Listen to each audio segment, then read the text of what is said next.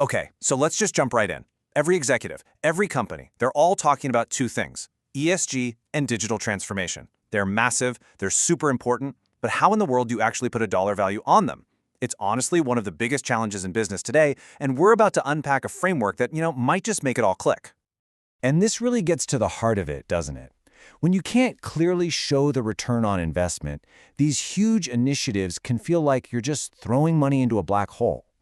Are they truly strategic moves for future growth, or are they just an expensive, hard-to-justify line item on the budget? The source material we're digging into today just frames this perfectly. ESG, that's your environmental, social, and governance stuff, and digital. Both are absolutely crucial for creating value, but they are, and I love this word, slippery. They're just so hard to nail down with the usual spreadsheets and formulas. So that brings us right to our first big question. How do we start putting a price on things that feel, well, unvaluable? Think about it. Companies are feeling this immense pressure from everywhere, investors, customers, even their own employees, to pour money into these areas. But here's the catch. They really struggle to justify these huge investments against other projects where the payoff is, way easier to calculate. The proof of value is just so elusive. But what if I told you there's a secret to all of this? A simple but really powerful shift in how you look at the problem. And it all boils down to one single concept: your base case. So the base case. It isn't just a snapshot of your business today. No, it's a forecast. It's what's going to happen to your profits, to your cash flows, if you decide to do nothing, while the rest of the world and all of your competitors are changing all around you. This example makes the whole thing crystal clear. Let's say a bank is trying to decide whether to build a new mobile app. Now, if they build it, maybe their cash flow just stays the same. On paper, that looks like a terrible return, right? But now look at the do-nothing option, the base case. If they don't build the app, customers start leaving for competitors who have one, and suddenly their cash flow is actually going down. And that is the big aha moment. The real value of that app isn't about some massive new revenue stream it creates. It's about preventing the loss of the customers and revenue you already have. You're not measuring what you gain, you're measuring what you avoid losing. That's the power of the base case.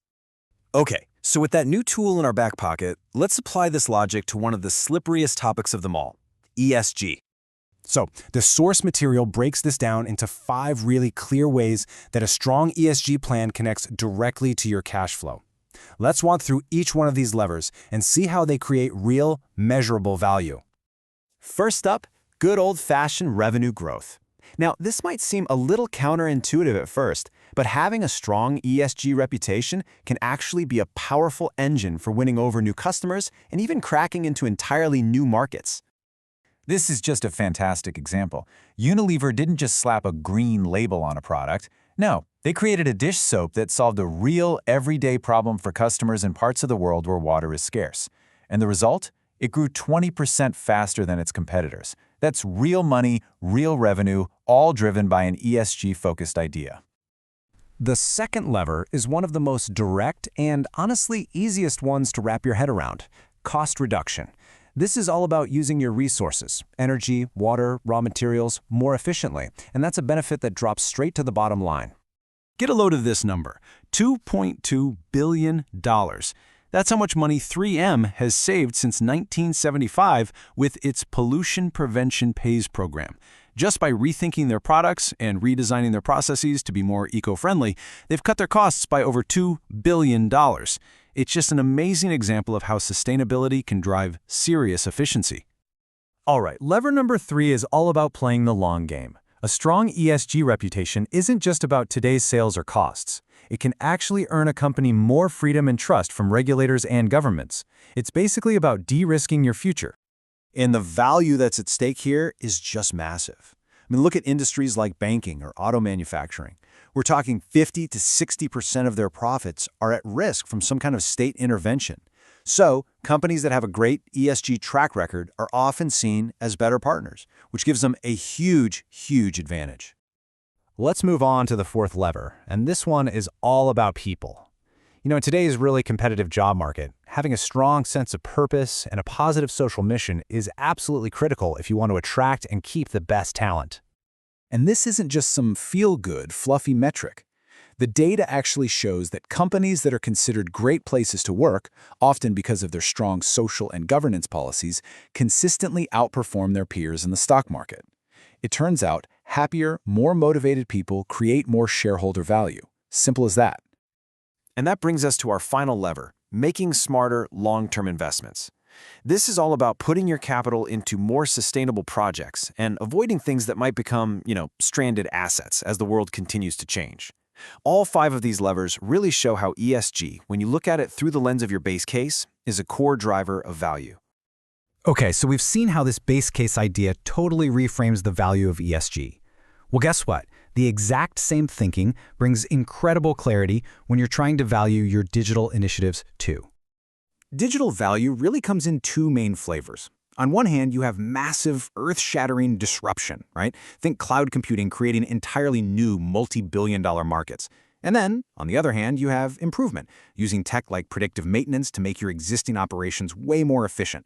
Both can create just immense value. And here it is again. The base case is the absolute key. You might look at a new piece of factory automation and think, the return on that is pretty small. But what if all your competitors buy it, lower their prices, and you're the only one who didn't? Suddenly, your do-nothing base case shows your profits falling off a cliff, and that small investment is now about survival. And this brings us to what might be the single most important point of this whole discussion. We've talked about ESG, we've talked about digital, and we've seen how one simple concept ties it all together. If you remember just one thing, please make it this. The choice to do nothing and stick with the status quo is not a neutral decision. That do-nothing path has its own financial outcome. And in a world that's changing this fast, that outcome is very often pointing downward. So the question we should be asking isn't just what's the ROI on this new project. The real question is, what's the cost of not doing it? It completely reframes the conversation from just another expense to manage to the price of staying in the game. It forces you to ask, what is the true cost of being left behind? What's your base case?